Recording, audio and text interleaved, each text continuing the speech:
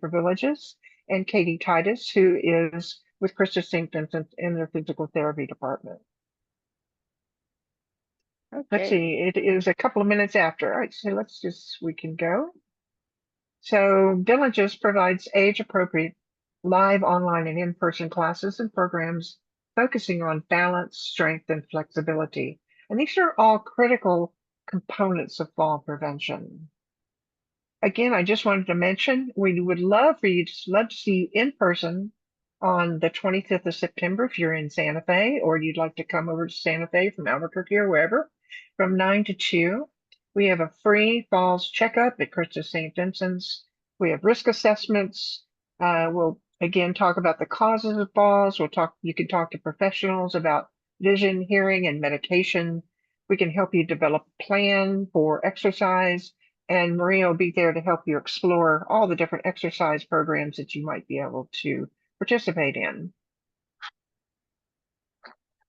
Again, our presenters today are Maria Francis. She's a founding member of Villages of Santa Fe. She's also a Matter of Balance and On the Move Master Trainer. Katie Titus is Clinical Supervisor, Inpatient Rehab Therapy at CHRISTUS St. Vincent's Regional Medical Center. And myself, Ann Church, I'm the founder of Villages of Santa Fe, and I'm a Matter of Balance Master Trainer. This workshop is designed to help reduce the fear of falling and increase your activity levels.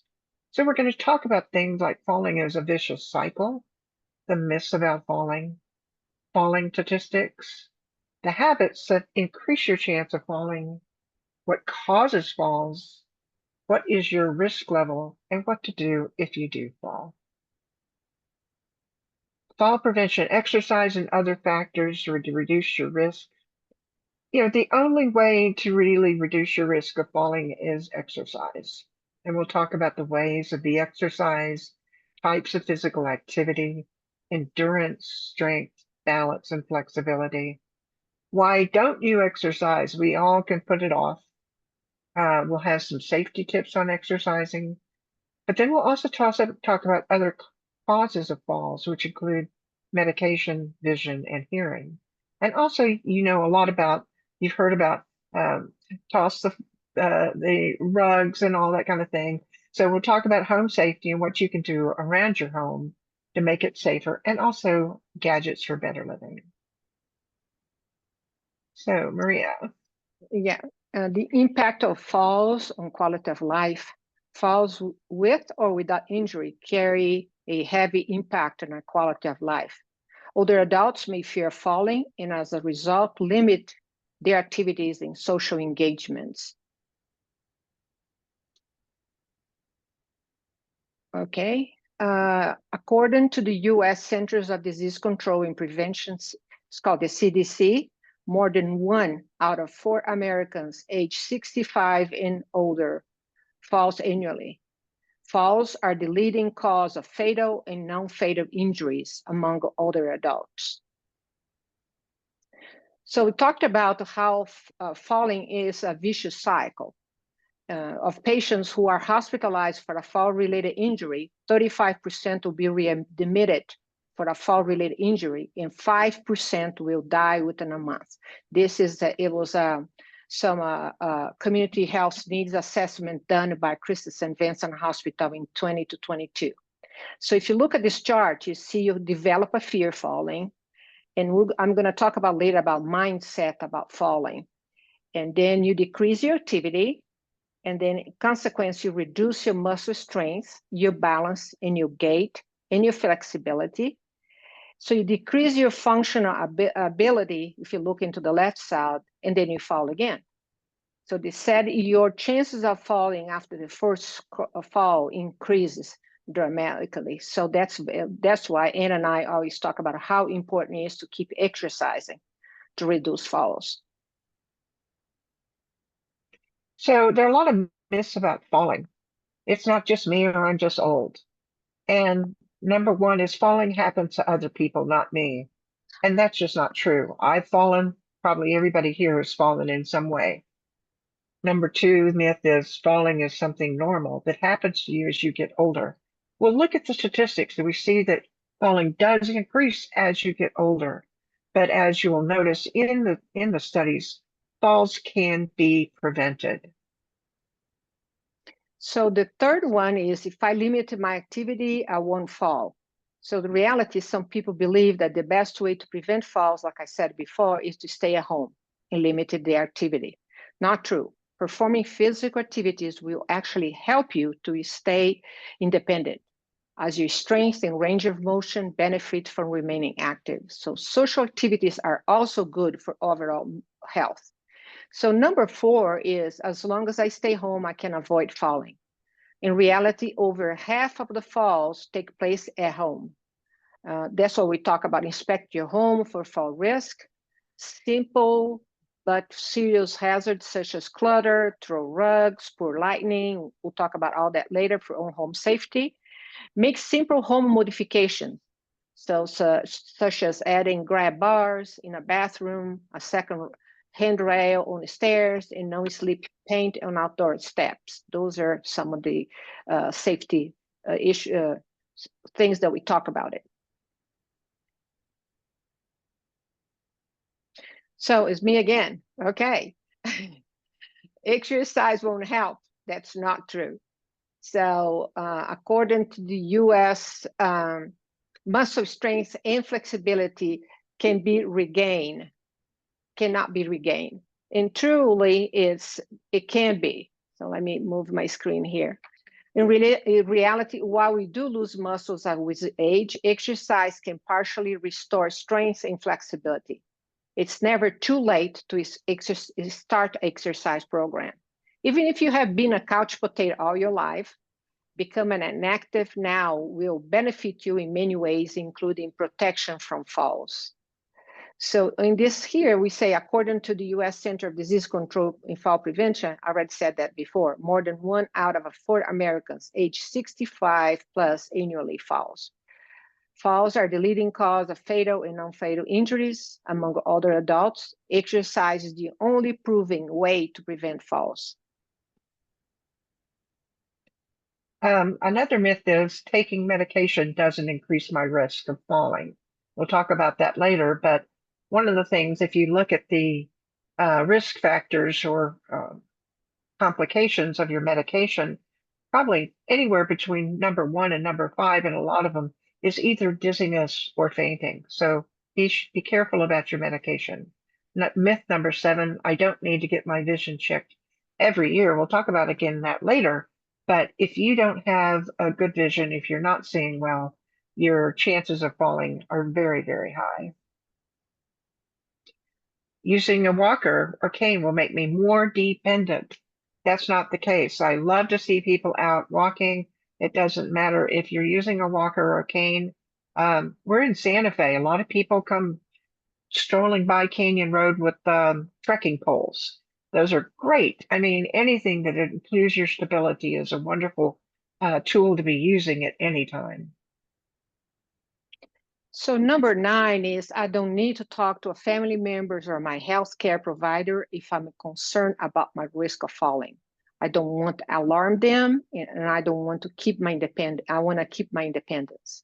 In reality, fall prevention is a team effort. So bring it up to your doctor, family, or anyone else who is in a position to help. They want to help you maintain your mobility and reduce your risk of falls. So please just make that a team effort in your life if you're having an issue with falls. Our national statistics, and we've discussed this, and this is why we really look at our program from Villages. We offer exercise programs, but it's really a fall prevention program, because unintentional falls are the leading cause of injury and death from injury among older adults in the US and New Mexico. And over 50 billion is spent on medical costs every year in the US. Falls are preventable. There also, think about this, you think about the fact that you fall and you're going to break your hip, but falls are the most common cause of older adult traumatic brain injury, TBI, accounting for more than 46% of fatal falls. When you fall and hit your head, we have some discussions about that later, but please put that high on your list. If you fall and hit your head, pay attention to what's coming up later on. Okay, this is in New Mexico statistics. Like we said before, 1 in 3 older adults, 65 plus, reported falling. This is a 2020 survey done. Older adults reporting falling during the previous year in New Mexico. If you look at male, in the age group, where we are, male is 33.1 and females 33.7. And overall is 33.4%.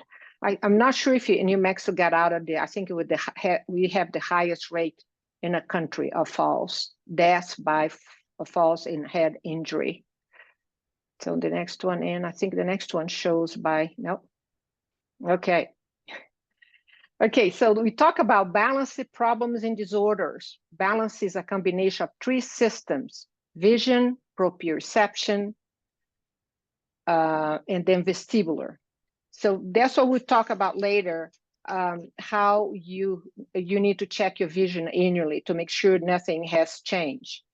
So changes in center of gravity that our body is unable to recover from. This is one of them. Deficits on visual is cataracts, muscular degeneration, stroke, poor lighting, blurred vision, changing light. So those are the visual issues. And proprioception is people with neuropathy, lumbar spine injury, resulting in altered sensation on lower legs, surgeries on ankles or knee. Those are the ones. The vestibular one is relating to vestibular, particular on the inner ear, and more generally to the sense of balance. So is people with vertical, also stroke, and vestibular hyperfunction. Those are the 3 combination systems that helps the balance system. Okay, Ann? Okay, so balance problems and disorders. Do I have a balance problem? Questions to ask yourself. Do I feel unsteady? Do I feel like the room is spinning around me, or even only for a brief period of time? Do I lose my balance and fall? Do I feel as I am falling? Do I feel lightheaded? Or am I faint? Does my vision become blurred? So those are the problems and things that you should be asking yourself.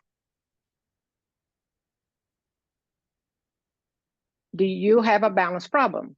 Okay. Hi, everybody. It's Katie from CHRISTUS St. Vincent. I'm a physical therapist. So we are some of the people who do more in-depth assessments on these things. So you're asking yourself these questions, am I at risk for falling? Here's how we actually assess some of these things. So orthostatic hypotension is a condition in which you change positions from horizontal to vertical and your blood pressure drops. So a positive orthostatic blood pressure problem is a drop of 20 points of your top number, your systolic blood pressure, or a drop of 10 points of your bottom number, your diastolic pressure. So your doctor can assess this for you, changing positions from lying down to standing. If you have a positive test, there are things that you can do to reduce your risk of feeling faint when you stand up, especially if you get up in the middle of the night. So one of those things that you can do is to sit for a moment. You can kind of lean forward and try to increase your abdominal pressure. The goal is to get blood back up to your brain. So if you're getting up in the middle of the night to use the restroom, for instance, it's really important that you sit on the edge of the bed for a minute. If you're feeling dizzy, you stay there and try to let that dizziness subside so that your blood pressure can regulate itself before you get up. Same thing, you might want to stand up at the edge of the bed for a moment, maybe take some steps in place and see how you feel before you just get up and sprint to the bathroom. And a lot of medications can cause this. Some medical diagnoses can cause it. So it's really common that orthostatic hypotension can lead to a fall. Another assessment that we do for fall risk as a physical therapist is the 4-stage balance test. So the goal is to be able to maintain your balance for 10 seconds in 4 different positions that become progressively more challenging. So the first one is with your feet touching side by side. The second one is with one foot slightly forward. The third one is with your feet heel to toe, tandem stance. and the fourth position is standing on one leg. So anyone who's not able to maintain their balance for the first 3 stages for at least 10 seconds is at an increased risk for falling. This is one of the 3 functional tests that the CDC recommends for us to do. The next functional test that's recommended by the CDC is the timed up and go test. So this assesses your ability to get out of a chair, walk 10 feet with or without a device, turn around and return to the chair. So the goal is that when your timer says go, you stand up, you walk 10 feet, turn around, come back and sit down in less than 12 seconds. So if it takes you longer than 12 seconds to do this, you're at an increased risk for falling. And also the person administering the test is looking for any of the impairments listed on the right side of this form that might warrant further evaluation by a physical therapist or a physician. The last functional test that the CDC recommends that we do to assess your risk for falling is called the 30-second chair stand test. So this is testing your strength and your endurance standing up and sitting down for 30 seconds. So we're going to get some audience participation going here. Everybody get ready, okay? I'm going to have everybody get to a place where you're sitting on the edge of your chair. You've got room to stand. I'm putting my timer on. Okay, and do you want me to do that and then you get the camera changing, or what are you going to do? Keep it? No, she can go ahead and do it. That's fine. Okay. Okay, so when I say go, if you're able to, the goal is to have your hands across your chest and you're going to stand up and sit down as many times as you can in 30 seconds. So count how many times you're standing and sitting, and I'll say stop, and then we're going to compare our number of times that we stood and sat with our age and gender match norms on the right. Okay, giving everybody 5 seconds. 5, 4, 3, 2, 1, go.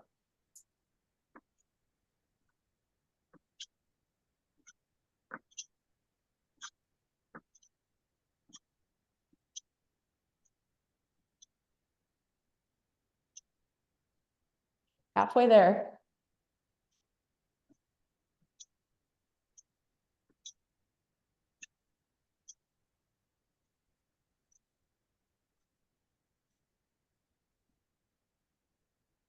And stop. Whew, feeling it. Hey, Katie, I got to say, I'm cheating. I'm sitting on a stability ball, so it bounces me back up. Cheating, or maybe harder if it's lower. Oh, Hard to say, I don't right? know. Right. So if you take a look in the bottom right corner of this screen, you've got your age, your gender, and what your average score should be, ideally, if you're at a low risk for falling. So if you scored at or above the number listed with your age and gender, you're at a low risk for falling. Ooh, I'm out of breath. If you're below that number, then this is a perfect exercise to work on improving it. So we just turn this test into an exercise and you just practice standing and sitting for 30 seconds at a time. Hey, and these are the type of risk assessments we'll be doing on the 25th at CHRISTUS. So Exactly. if you want to come in, we'll have a station set up. You can have all these risk assessments. And that's the kind of thing you can go back to your doctor and talk to them and say, I'm at this level. What can I do? Mm-hmm. Exactly. Yep. Okay, so those are our major ways for assessing our functional risk for falling. But what if you've already fallen? So one question that we frequently ask our patients in the hospital is, have you fallen in the past 12 months or the past 6 months? Have you had any injuries because of your falls? Are you worried about falling? Unfortunately, people who have fallen are at a higher risk for having another fall. So it's really important that we ask these questions. It's important to talk to your primary care doctor about these things because there are a lot of referrals that they can make to address any of the fall risk impairments that you might have, but they won't know to make those referrals unless you have that conversation with them. So is there a way to fall safely? That's kind of a loaded question. Unless you are exercising regularly and have, good brain body awareness, it may not be feasible to reduce your risk of injury during a fall. But theoretically, there are some things that you can do if you are actively falling to reduce your risk of injury. So I'll go over a couple of those here. Next slide, please. So if you're actively falling, the best way to reduce your risk of injury is to stay loose and stay low. The more you tense up, the more you tend to fall on one specific part of your body. And obviously, the lower you are to the ground, the less acceleration you have between standing and being on the ground. So a lot of times people who are falling kind of tense up and get taller. That's actually going to cause potentially more risk for injury. If you're falling to the left or the right, you want to look away from the direction that you're falling and try to avoid hitting your head. We're going to talk a lot about how brain injury can happen due to a fall and how devastating that can be. So we really want to avoid hitting our head. Ideally, we want to be able to land on meaty parts of our body, not bony parts of our body. So your bottom, even your side, if you can distribute the force among a bigger part of your body rather than just landing on one point. And try to keep falling. If you're going down, just keep on going down in the same direction. If you're trying to brace yourself, you may end up doing more harm than good. And these things are really hard to think about in real time if you're falling. But this is, from a physics perspective, what you could do to reduce your risk of injuring yourself if you're falling. Okay, traumatic brain injury.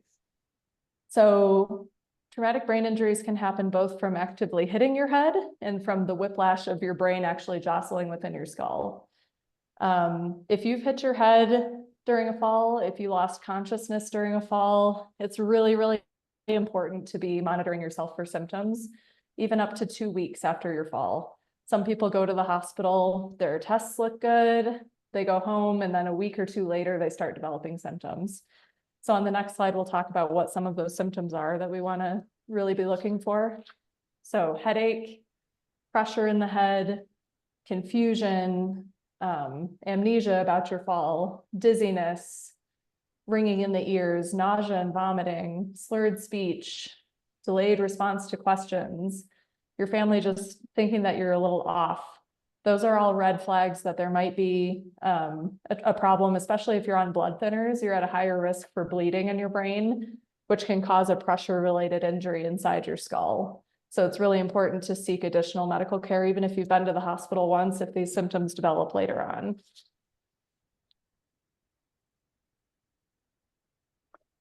Okay, now we're going to talk about the bad habits that increase your chance of falling.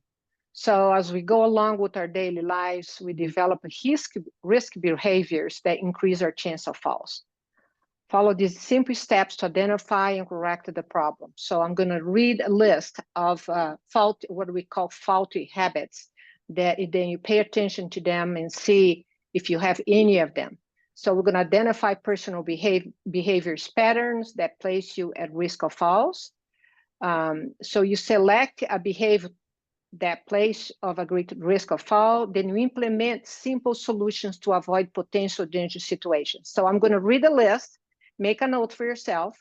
Then we're going to take a little break. We're going to get everybody to discuss what kind of a faulty habits they have developed and now they're just aware of it, and what you're going to do to correct those habits. Okay, so get a pen and pencil or a piece of paper or put in your head it's a list of them, but I'm just going to go over maybe about 10 of them, okay, real quick. So one of them is wipe up any spills quickly. So do you always do that or you never do that? That's something for you to think about it. I avoid walking around in flip-flop slippers. So this is a big one. A lot of people have falls because they use a flip-flop shoe. So always, never.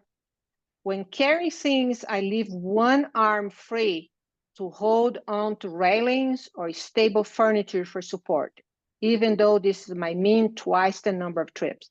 It's a big one. A lot of people get out of their cars with their groceries. They don't leave one empty-handed. They carry 2 bags in both hands, and they have a fall. I pick up anything I have dropped on the floor. This is another one that we see often. I take my time in getting to the phone when I hear the phone. Well, now we all have a cell phone, so usually they are in our hands. I take my time going to the door when I hear the doorbell or a knock. I use my cane, walker, or other piece of adaptive equipment as prescribed by my doctor or therapist. I use my grab bar when I get in and out of tub or shower. And then a couple more, I take time out to exercise. And I have a friend, relative, or neighbor who checks on me daily, in person or by phone. So those are the ones that I chose here. We have a list of them, but those are the things we can talk about it. So Ann, do you wanna, I'm gonna allow people to share. Sure, that's great. Okay, so let me let people talk. If you wanna share what you learned here, that a fault habit that you may have, let us know what you saw in this list. Again, you're gonna stop sharing, yeah. Oh, do you already stop there? Yeah, so we can see people, I think. It's good to see people. Okay. Okay, anybody? Unmute yourself so I can call your name. Gotta talk here, share your experiences.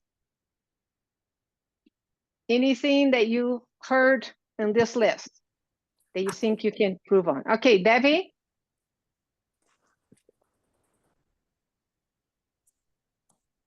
Debbie, do you wanna talk? Yes. Okay. I've been having a little back pain. I talked to my doctor Thursday afternoon with the telehealth. She gave me a muscle relaxer. So I haven't even taken it. Thursday night, I bent down to pick up something on the floor. I do it. I had such a bad muscle spasm and so much pain, I barely couldn't walk. So I walked slowly to near the bed and put a massage pad on my back to get healing. So I'm still a lot of sore. I've been taking muscle relaxer and some painkillers. I'm walking very slowly in the house, but I'm still doing my exercises. I took one from you yesterday. So good. yeah, so I'm doing all the exercises, but I'm very cautious. The way, if I move wrong way, I get the spasm. So Okay. I know the muscle, it's not the bone. I don't know how I got it. According to my son, who is a doctor, he said it happens to seniors. I just did this sit to stand with you. I am 73. I did 10 of them. So I'm doing okay, but I still have the pain is in the back and it's nagging me. Well, I hope you feel better though. So hope Yeah. it goes away soon. Okay, well, thanks for sharing. I appreciate you.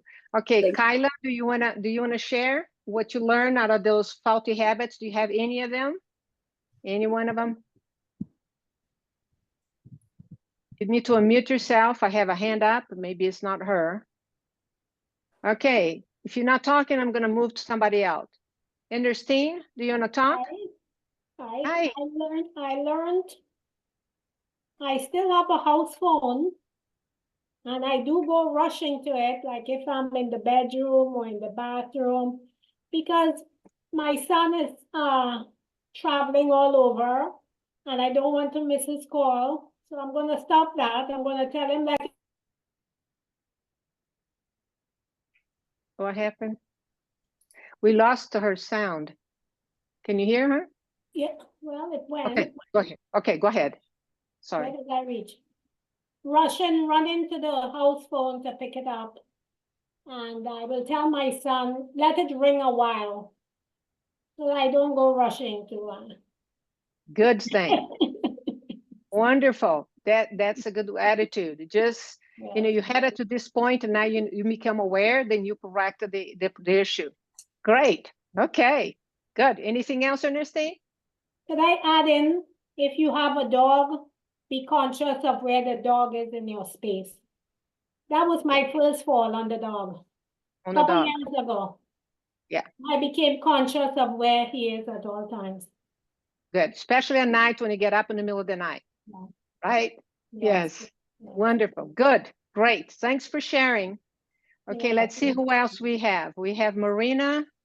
You want to talk, Marina? Good morning. I Morning. don't have a camera to my computer, and that's why you can't see me. But It's okay. two things. The first time I fell, I was absolutely shocked. There was a big spider, black spider in my home, and I grabbed the bug spray, and I made the mistake of spraying towards the spider as I was running towards it and slipped in the liquid and flew across the floor. But thank God, as you just said, I hadn't thought about it. I landed on my butt. But my leg did swell up as the day went on, and I went on to ER to be checked, but everything was fine. It took about a week for me to walk without the swelling anymore. But the one thing that I'm thinking of that I think I can improve on, because I do carry a lot of bags when I'm coming into the home, but I noticed that I do grab onto my car as I'm walking around the car, like holding it. So I'm going to be more conscious of not carrying 5, 6, 7, 8 bags at one time, and just limit the bags, have that one arm free, and just come back and get it. And it's good to walk back and forth. So that was a good suggestion, having one arm free. Absolutely. Marina, that's a great idea because think about it. You just give them more steps for the day, you know? Yes, yes. Yeah. Thank you. Yeah.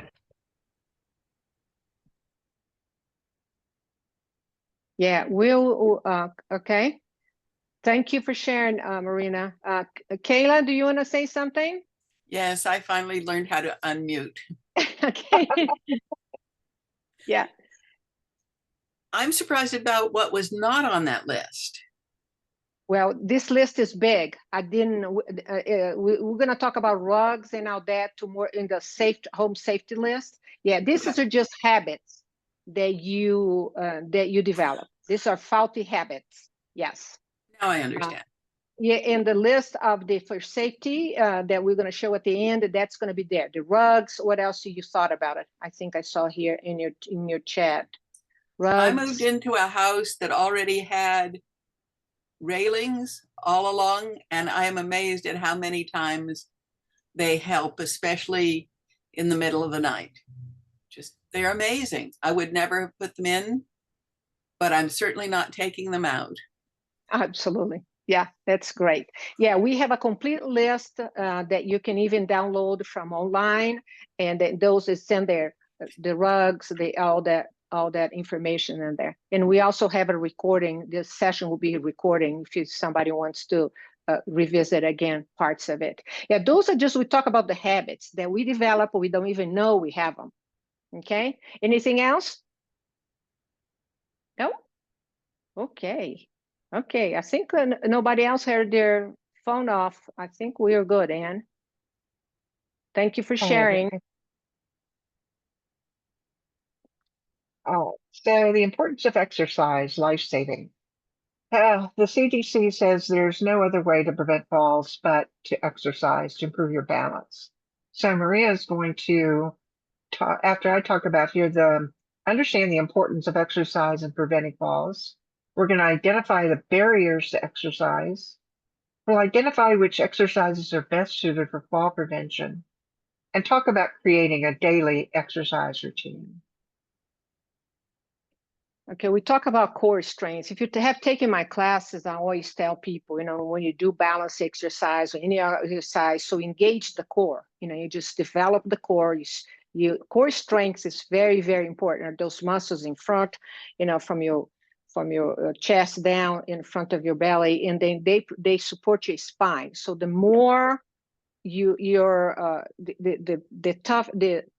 the stronger you are in that area, the more you're going to have a better life by not having injuries. So core strength, it's really very important. I talk about my classes all the time. So working the core, some of the exercise I do, very, very important. And this lady, Caitlin Collins, says a weak core can undermine the emotions that are part of your everyday life. We use core for everything. So core is very important. Okay. Safety tips, things you can do to make sure you are exercising safely. Okay. Don't hold your breath during strength exercise. Use safe equipment, like if you're biking, you have a helmet, safe equipment. Drink plenty of fluids during physical activity. Dehydration can cause dizziness and lead into a fall. Warm up your muscles before you exercise. If you've been participating in my classes, I always do a little dance before. It's more fun than just trying to warm up the body. That's the way I warm up my muscles, just dancing and moving the arms and the legs. So ways to be active. Endurance is part of the exercise. So trying to build up 30 minutes of activity that makes you breath hard on most days of the week, like walking, dancing, biking. If you like to walk, you can even work on your strength by holding weights and walk a little faster. So those are this part of the endurance. Is this one of the 4 components of balance and good health, endurance. The next one is strength. Exercise builds muscles. Even though as we age, we lose muscle, it can be regained by exercise. So work with weights. I do a lot of classes like that I use weights. Sometimes I use balls. So anything that increase your muscle capacity. So we lose exercise, muscle strength as we age, but we can regain through some exercise. Balance, simple exercise to improve balance. Join a class is more fun with the people. So I do several classes with balance. I teach a lot of balance exercise. So it's just, even if you go by, you know, like this guy, you can just hold it, maybe hold it in a chair or hold it in your kitchen counter. Just put one leg up, try to see if you can just stay up and shifting the weights from one leg to the next and do some balance. Exercise class is more fun than just doing your own. So I highly recommend it, classes. And flexibility. Strengthening can improve your flexibility. Join a gentle yoga and stretch classes and make it a habit. Your body will thank you for it. So our class has several. We have a free class on Wednesday at 2 p.m. Mountain Time. Stretch classes, those are good. Also yoga, just anything that can improve your flexibility. So let's talk about what's mindset. You know, I talk about all the time, what's mindset. Some people call it attitude, belief, demeanor, disposition, frame of mind, a headset, mental state. So you say, Maria, what has to do with the fall prevention? It has, as a matter of fact, it's very, very important to prevent falls.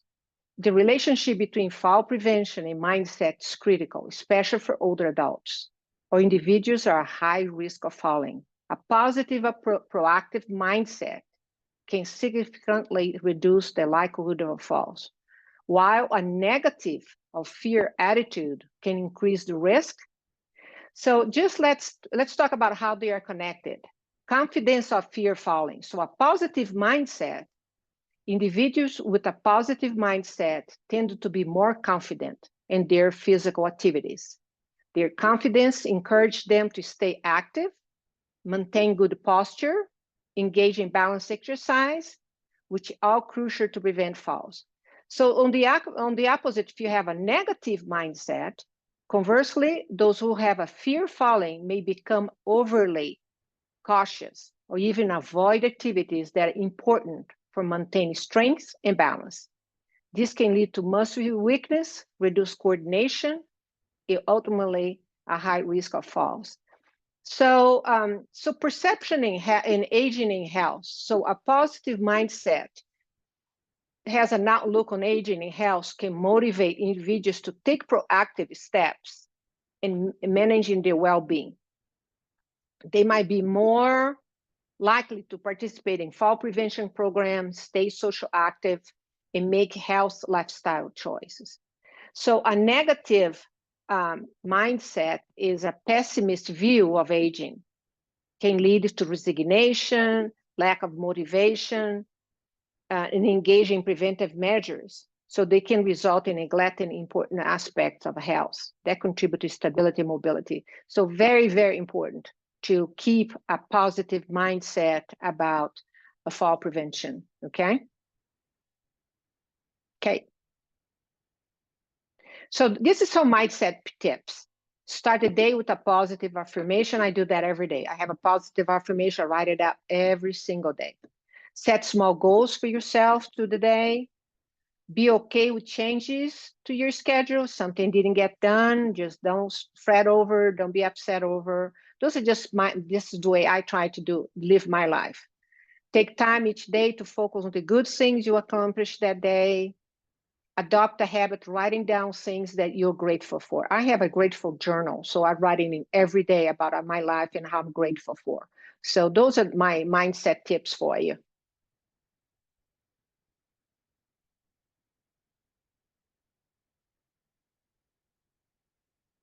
I think you muted There we go. in.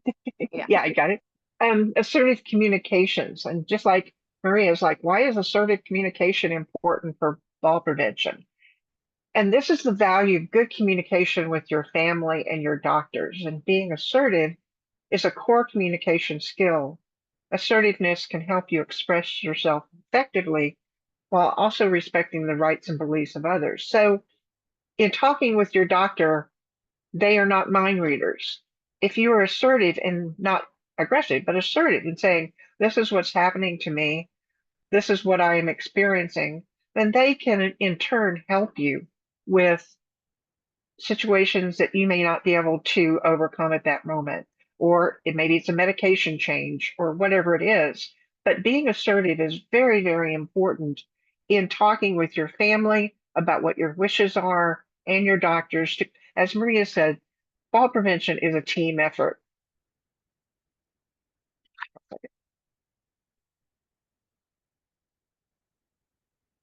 So medications and falls.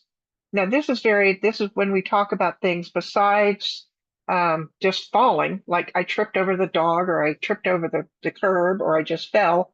Medications, and there's a quote here that says, no risk factor for falls is potentially preventable, reversible as medication use.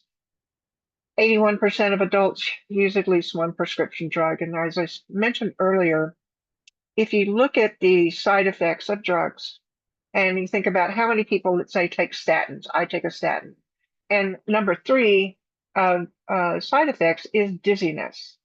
So when you go to your doctor and they change your medication, maybe they add some, maybe they take some out, maybe they increase the dose or decrease the dose, be aware that that may cause an issue with you. So be aware of that. And you can, when you go, in fact, at our risk assessment on the 25th, we're going to have a pharmacist there. You'll be able to talk to them, as you should be able to talk to your pharmacist and say, is this, what else I'm taking? Make sure you take your drugs, get your prescriptions in one place, so you can ask the pharmacist, what do you think the reaction I should have to this, or what should I watch for? Just be aware of that. And also be aware that drugs can interact with each other. So again, making sure when you go for your doctor checkup or to any checkup, whether it be vision or your dentist or anything, be sure to have your list of drugs that you have, and also that you're taking, and also any supplements, because they may also have interactions with your prescriptions. So Katie's going to talk about eye exams. So in your assertive communication with your physician, make sure that an eye exam is part of your regular screening every year for fall risk. Vision is one of those 3 systems that Maria talked about that contributes to our balance. And it's actually the one that adults rely on the most. So having impaired vision can actually be the most detrimental sensory impact to your ability to regain your balance if you start to fall or to notice obstacles in your environment that may cause a fall. So some common vision impairments that can contribute to risk of falling include macular degeneration, cataracts, astigmatism, anything that causes visual acuity problems. So getting a regular eye exam is really important to identify those things that may increase your risk for falling. If you're wearing glasses, it's really important that you wear your glasses all the time. Don't just wear them when you really, really need them. Wear them so that you can see well all the time. And if you're getting up in the middle of the night, it's really important that you turn on a light so you can see where you're going, especially if you have impaired vision. Hearing systems aren't considered to be one of the 3 immediately contributing systems to our sensory function of balance, but we do know that there's a correlation between people who have hearing loss and increased risk for falling. The hearing system is very closely related to the vestibular system because they're in the same organ in your ear. So we will also have an audiologist at this event that Anne's promoting on the 25th at CHRISTUS St. Vincent in Santa Fe. Audiologists are really good at diagnosing and treating vestibular dysfunction that can include vertigo, dizziness, eye and head movement coordination issues, motion sensitivity or motion imbalance. So having your hearing checked and speaking with an audiologist if you have any of those dizziness problems is also really important.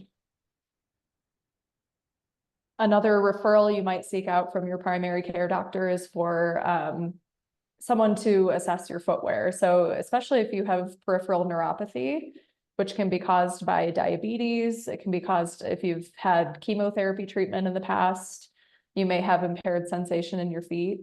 It's really important that you're wearing shoes that support your feet so that your muscle function in your feet is adequate for you to balance well and to protect your feet from injuries. You may not even feel an injury to your foot if you have peripheral neuropathy.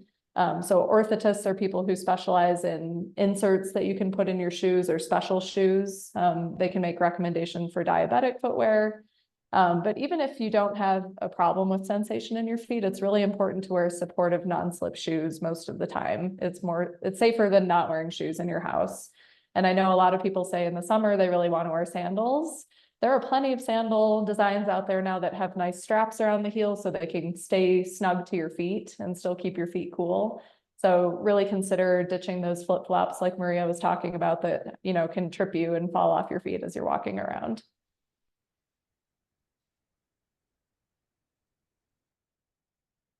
You're muted. Okay, I talk about in my class hydration all the time. So I drink more than 8 glasses a day. So I heard different stories about how many you should drink. So as we age, that sense of thirst diminishes. So even when your body needs to be replenished with water, you might not realize you are dehydrated. So persistent dehydration that causes difficulty walking, confusion, rapid rate, or other more severe symptoms can lead seniors in the hospital. So mix it up, make hydration all day. You can do teas. I like decaffeinated teas, so you can do that. I stay away from sodas or anything that has sugar. So make it fun. I leave a big jar of water in my kitchen counter. So every time I drive by, I stop by, I say, hey, another glass, boom, I get another one. So, I try to drink about 3 liters a day. So just trying to see if you can improve your drinking and your hydration. Like I say, don't have to be all water. Just make sure that it's healthy and then keep hydration going. So we're talking about home safety, AARP, and we will have this recording up by, I believe, tomorrow afternoon. And we'll have links to some of these lists as well. And AARP has a good home safety checklist where you can go through, and it talks about your steps and your stairwells, your floor surfaces, your bathrooms, and all of that. Just download that, or you could pull it up on your computer and just say yes, no, yes, no. Just make a note of the things you need to do. You want to clear the clutter, light it up, hold the rails, cut the skids, toss the throw rugs, and what we say, move it where you use it. So if you're in the kitchen and you have something you use all the time, like I use my little bullet blender for a smoothie almost every day, well, there's no reason for me to be lifting and reaching way up overhead to get that down every day. So I move it where I use it, and then the things I don't need, I put away. But we'll have these for download. You can go to our site, www.villages of Santa Fe. It'll be on the first blog, and it'll be up tomorrow afternoon. One of the things I love to talk about are gadgets for your home and personal safety. We talk about lighting it up, and lighting it up has never been easier. And on the left-hand side, you're actually going to see a picture. This is my garage. Now, when I enter my garage, the light comes on overhead, but it's not particularly bright. And I have a small step up to the door and then into the door to the house. And I use these different lights, and I use these lights all over my house.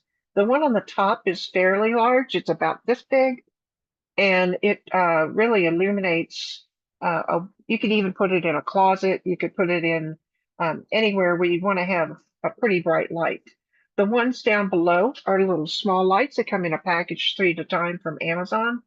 And I have them, as you can see, on the step there. I also have those on my steps going up my stairs in my house. So I have 3 of them. So as I'm going up the stairs or down the stairs, they light as I go up, as I go down.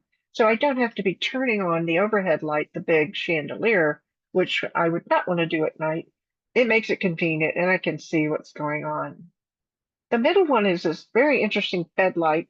It's on a strip, a small strip.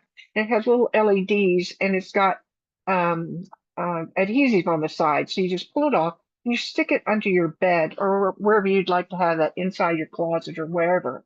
And it has a motion sensor. So you can place the motion sensor. So as you step out of bed, the light comes on. So you're not having to turn on a light when you get up, maybe in the middle of the night to go to the bathroom.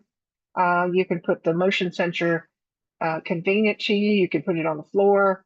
When I had dogs, I couldn't do that because the dogs were turning the lights on and off all the time. So I'd put it up by my nightstand so I could just wave my hand and the light would come on. And all these things you can get on Amazon. And the wonderful thing about the new LED lights is they're very efficient on using batteries. So you're not changing batteries very often. I think these lights on the left-hand side, I may have to change them once a year. It's really not very often. We're talking about also using your cane or your walker, but what we found in Santa Fe, because people like to feel like they're very outdoorsy, we use these trekking poles, and you can get tips on the trekking poles that are rubber stoppers as well. I carry those in my car all the time. And if I'm going to be in some place where I'm really not comfortable with the walking, I have no problem bringing out 1 or 2 of those and using those to make sure I'm steady as I walk. One of the things we do talk about is fall detection. I do live alone. I do have an Apple Watch, as many of my friends do. If you have an iPhone, I think it's an iPhone 6 or above, the Apple Watch interfaces with that with fall detection. If you fall, it notices that change in elevation, and especially if it's rapid. It'll come up and says, "Looks like you've taken a hard fall. SOS to call emergency," or you can click "I'm okay." Now, if you do not click "I'm okay," it is going to call 911 and the people on your medical alert program, which I really encourage people to do.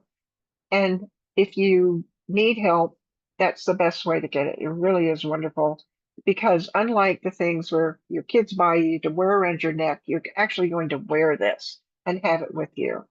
And if you fall or something happens and it doesn't come up with this, you can also push the side button in and hold it down, and it will come up with the same thing where it says SOS emergency call. I think that's a very important thing to have as we age. What to do if you fall? Just stay calm. Take time to assess your situation, even if you're on the ground or in the street, and check yourself for injuries. Am I bleeding? Do I feel like I've broken anything? Do I have a sprain? Check your body.